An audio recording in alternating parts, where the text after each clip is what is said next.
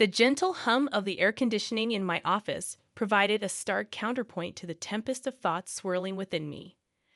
I am Anna, a 28-year-old lawyer, and my present existence stands in stark contrast to the tumultuous nature of my childhood, a past carefully concealed even from those closest to me. The tranquility of my workspace was abruptly shattered by the insistent ringing of my phone, displaying an unknown number. Yet, an uncanny familiarity tinged with foreboding accompanied it. With a hesitant hand, I answered, my voice a mixture of professionalism and caution as I identified myself. Anna, it's your father, came the voice, laden with a nervousness that failed to quell my rising apprehension. A chill ran through me. It had been over a decade since I last heard that voice, a voice that once symbolized safety and love, but had since morphed into an emblem of betrayal and pain. Why are you calling me? I asked sharply, cutting through the heavy silence that followed his introduction. I'm in trouble, Anna, financially. I need your help, he pleaded, his voice betraying a crack. His plea, however sincere, stoked a fire of resentment within me. My help now? You need me after all these years? I retorted, disbelief and anger interwoven in my tone. Yes, I wouldn't ask if it weren't serious. I'm really in a bind, he continued, desperation creeping into his voice. You stopped being my father a long time ago. You can't just call me now and expect me to help. I responded coldly and unwaveringly. A pause hung on the line, an unbridgeable chasm of heavy silence. Anna, please. I'm still your dad, he implored, a feeble attempt at rekindling a bond long extinguished. The word dad felt foreign, almost jarring. Dad, you forfeited that title when you chose her over me, I declared, years of suppressed anger and hurt finding their way into my words. You're my daughter. I thought you? You thought wrong, I interrupted, cutting him off mid-sentence. You made your choice years ago, and now I've made mine. His voice, a mix of pleading and despair, persisted. Anna, I am sorry. I just need this one favor. The word sorry echoed hollowly in my office, a meaningless sound. Sorry doesn't change the past. I can't help you, I stated firmly, and with that, I hung up. My childhood, before the age of 10, was a period filled with love and laughter, a testament to the wonderful life shared by my parents and me in our small rented house. My mother, a beacon of joy and kindness, filled our days with warmth, while my father, once playful and caring, spent evenings playing games or imparting worldly wisdom. Our home was a cocoon of happiness, where each day brought new adventures and each night sweet dreams. However, this blissful existence came to an abrupt halt with my mother's untimely death. The house that once echoed with laughter and love turned into a silent mausoleum of memories. I vividly recall walking through the rooms, each corner a stark reminder of her absence. The loss was unbearable, not just for me, but also for my father, who had lost the love of his life. Yet the depth of his grief appeared to dissipate rapidly, much to my confusion and dismay. Within just a few months, he brought home Marissa, a woman destined to play a significant role in our lives. I vividly recall the day he introduced her, a day that marked the abrupt end of my cherished childhood. Anna, this is Marissa. She's going to be staying with us, my father announced one evening, his voice lacking the warmth I was accustomed to. I looked up at her, hoping for a hint of motherly warmth or friendliness, but found none. Her presence was imposing, her gaze cold and calculating. From the very first moment, I sensed a change in the air, a shift that filled me with an unexplainable sense of dread. Hello, Anna, Marissa said, her voice smooth yet devoid of genuine emotion. Her smile, instead of comforting, seemed to conceal something sinister beneath its surface. In the days that followed, the house felt different, as if the walls themselves were recoiling from her presence. The cheerful memories of the past faded, replaced by a lingering unease that settled in every corner. I remember scrutinizing Marissa, attempting to find something redeeming or kind about her. Yet every look, Every gesture seemed to be laced with an unspoken animosity. It was evident that she wasn't here to fill the void my mother had left, but to weave a new narrative, one in which I was an unwelcome part. As I watched her move around our home, a place that once felt safe and happy, I couldn't shake the feeling that her arrival signaled the beginning of something ominous. The way she looked at me with eyes that seemed to hide more than they revealed did not bode well for the future. The days following Marissa's arrival resembled walking through a nightmare from which I couldn't awaken. The house, once filled with my mother's laughter and love, now felt cold and unwelcoming. Marissa's presence cast a shadow over everything, turning even the simplest daily routines into a series of struggles. One morning, as I settled down for breakfast, a peculiar taste caught my attention. My food was unusually salty. "Marissa, did you put too much salt in this?" I inquired, my voice hesitant. "Oh, did I? It must have been a mistake. Just eat it, Anna. Don't be so picky," she replied, her tone dismissive, almost mocking. Such incidents became more frequent and malicious. I distinctly recall finding my clothes ruined after laundry. "Marissa, my clothes are all faded. What happened?" I asked, holding up my once favorite dress, now discolored and unwearable. She glanced at it and shrugged nonchalantly. "Maybe the washing machine is acting up, or perhaps it's time you stop wearing such childish clothes." Frustration surged within me, but I knew arguing would only worsen things. Feeling helpless, I turned to my father, hoping he would see through her facade. "Dad, Marissa is ruining my things. She's always mean to me," I said one evening, my voice trembling with a mix of anger and sadness. My father's reaction was far from what I had hoped for. "Anna, you're imagining things. Marissa is doing her best to fit into our family. Stop causing trouble," he sternly replied, his words cutting deep. "But Dad, it's the truth," I protested. But he wouldn't listen. "That's enough, Anna. I don't want to hear any more of your accusations," he replied, his voice rising in anger. Each day became a battle, navigating around Marissa's hostility and my father's indifference. The home that once felt like a sanctuary now resembled a prison. I started spending more time in my room, trying to escape the constant tension that hung in the air. Living in that house of horrors, I felt alone and misunderstood. The safety and happiness that once filled those walls were replaced by fear and anxiety. Every day, I longed for the past, for the times when my mother's smile was enough to light up the entire room, a stark contrast to the darkness that now lingered in every corner. Living with Marissa became a daily ordeal of evasion and endurance, her hostility escalating from verbal jabs to physical abuse. It began subtly, pinches on my arm or twists on my stomach, always in places easily concealed under my clothes. The pain was sharp, a cruel reminder of my helplessness in her presence. I developed strategies to avoid her, constantly alert to her whereabouts in the house. I would take long routes to my room or wait until she was occupied before I moved around. Despite my efforts, there were times when she caught me off guard, and those moments always resulted in some form of pain. One day, while quietly reading in the living room, Marissa walked in and, for no apparent reason, pinched my arm hard, her nails digging into my skin. I winced in pain but bit back any cry of protest. She looked at me with a cold, triumphant smirk before walking away. During one of Grandma's rare visits, she noticed my cautious movements and the way I flinched when Marissa's voice echoed through the house. "Anna, is everything all right at home?" Grandma asked, her voice filled with concern. I looked at her, my heart aching to tell her the truth, but fear and the desire to protect her from worry held me back. "Yes, Grandma, everything's fine. Just a lot of schoolwork," I lied, offering her a forced smile. She seemed unsure but didn't press further. I felt a twinge of guilt for deceiving her, but I couldn't bear the thought of causing her any distress. That evening, as Grandma left, I saw Marissa watching from the window, her expression one of satisfaction.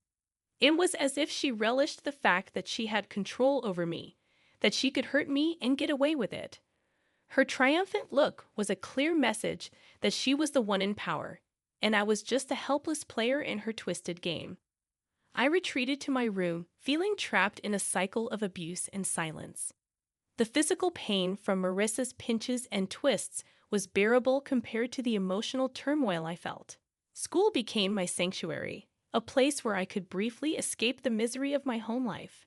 But even there, the shadows of my struggles at home began to seep through.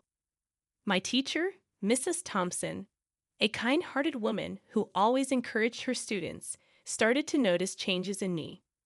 One day, as I was handing in my homework, she gently grabbed my wrist, her eyes drawn to the bruises on my arm. "Anna, what happened here?" "These look like bruises," she said, her voice laced with concern. I quickly pulled my arm back, covering the bruises with my sleeve. "It's nothing, Mrs. Thompson. I fell while playing," I lied, avoiding her gaze. Mrs. Thompson didn't look convinced. "Anna, if there is something wrong or if someone is hurting you, you can tell me. It's important to speak out," she urged, her eyes searching mine for the truth. I wanted to confide in her, to tell her everything about Marissa and how I lived in constant fear. But the words wouldn't come. Instead, I forced a smile. "Really, Mrs. Thompson, I'm fine. It was just a silly accident," I insisted. She gave me a long, thoughtful look, then nodded slowly. "All right, Anna. But remember, my door is always open. You're not alone," she said, giving me a reassuring smile. I nodded, feeling a lump form in my throat. Her kindness made it all the more difficult to maintain the facade that everything was all right. As I walked home that day, Mrs. Thompson's words echoed in my mind. I felt a mix of gratitude for her concern and a deep sense of loneliness from carrying my burdens alone. The thought of revealing the truth about my life at home was terrifying. I feared the consequences, what Marissa might do if she found out I had told someone. That night at dinner, I was quiet, lost in thought about Mrs. Thompson's offer to help. Marissa noticed my silence. "Why so quiet tonight, Anna? Cat got your tongue?" she asked in a mocking tone.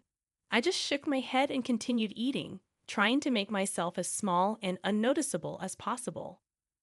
After dinner, as I lay in bed, the reality of my situation felt more overwhelming than ever. Mrs. Thompson's concern had shown me that people did care, yet the fear of what revealing the truth might bring kept me silent. I was caught between the desperation to tell someone and the fear of Marissa's retaliation, a balancing act that I navigated every day. The day my teacher, Mrs. Thompson, decided to involve my father was filled with anxiety and dread for me. I sat in the principal's office, fidgeting nervously, my mind racing with fear about how my father would react. When he finally arrived, his face was stern, his eyes betraying a mix of irritation and embarrassment. "What's this about, Anna? Why am I being called to your school like this?" he demanded, his voice sharp. I glanced at Mrs. Thompson, seeking a semblance of support. Swallowing hard, I tried to find my voice. "Dad, Mrs. Thompson saw." "She saw the bruises," I stammered, feeling the weight of his gaze on me. Before I could explain further, he interrupted, his anger palpable. "Bruises? What are you talking about? Are you making up stories again?" Mrs. Thompson stepped in, her tone firm yet calm. "Mr. Smith, I'm concerned about Anna's well-being. The bruises on her arm don't seem accidental. We need to address this." My father's face turned a shade darker with anger. "She's perfectly safe at home, Anna. Are you spreading lies about our family?" He turned towards me, his disappointment clear. The tears I had been holding back started to spill. "It's not lies, Dad. Marissa, she's been hurting me." I managed to get out, the truth finally surfacing. His reaction was one of total disbelief. "Marissa, that's ridiculous. She's been nothing but kind to you.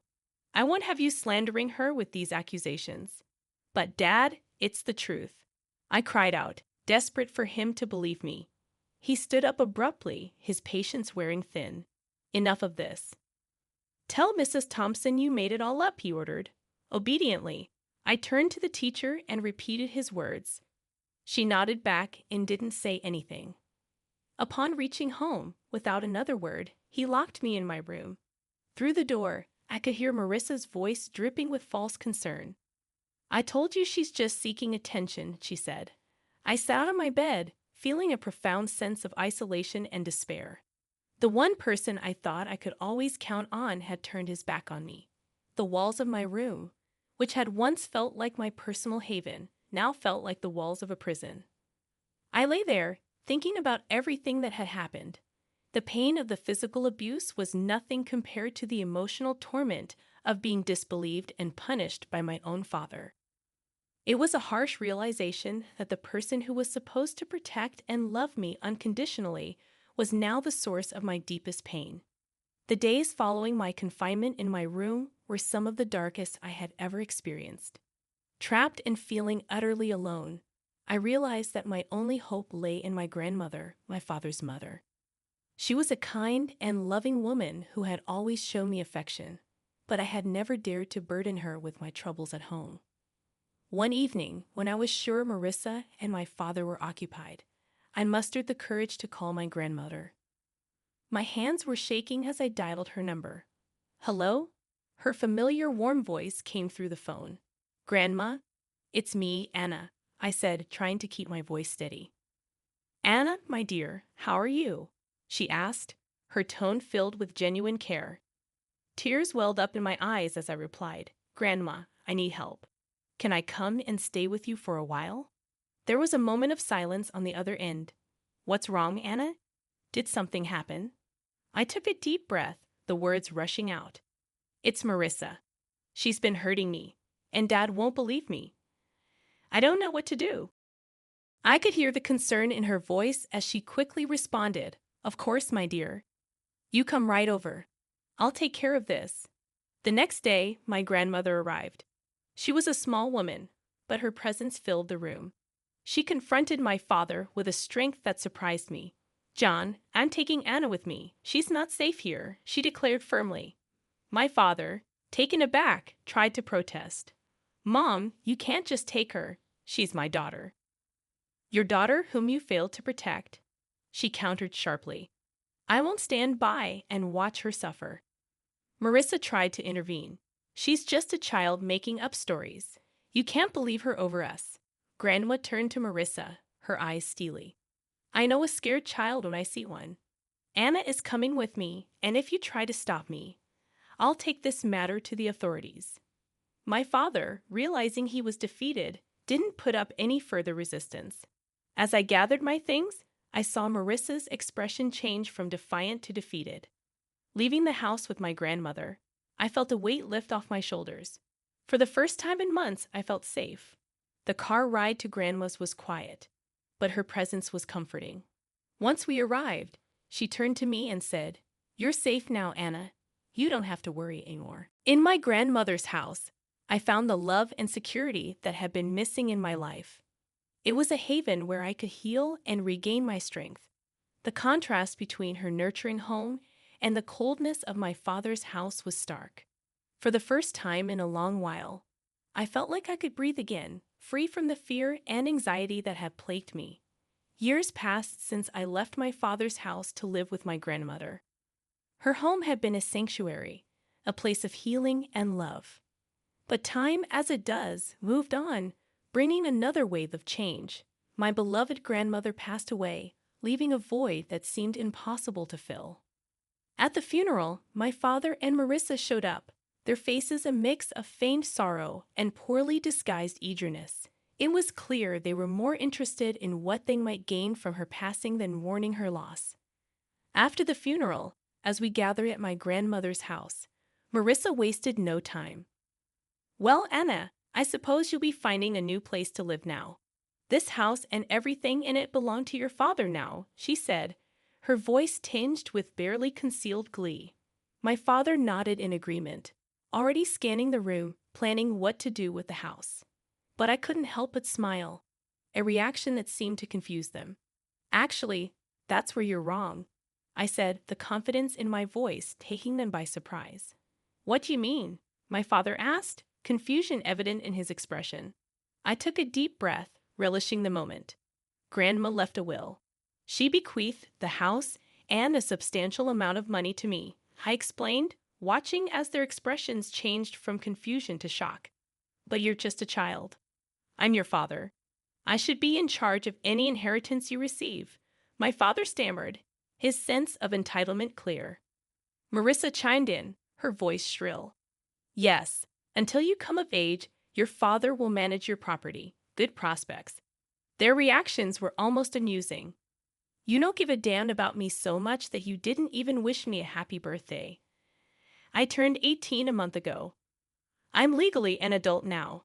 I make my own decisions, I stated firmly, relishing the look of realization dawning on their faces. My father's expression turned from shock to anger, then to a sort of desperate pleading. Anna, you can't do this. We're your family. I looked at them, memories of my childhood flooding back. You stopped being my family a long time ago, I said, my voice steady. Marissa stepped forward, her tone now begging. At least let us stay in the house. We have nowhere else to go. I shook my head. This is my house now. You'll need to find somewhere else.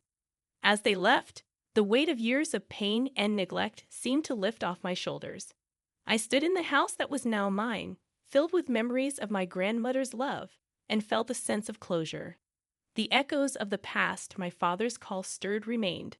I sat there, phone in hand, feeling a tumult of emotions, anger, betrayal, and a sense of injustice. But amid all that, there was also a sense of strength, a reminder of the resilience that had carried me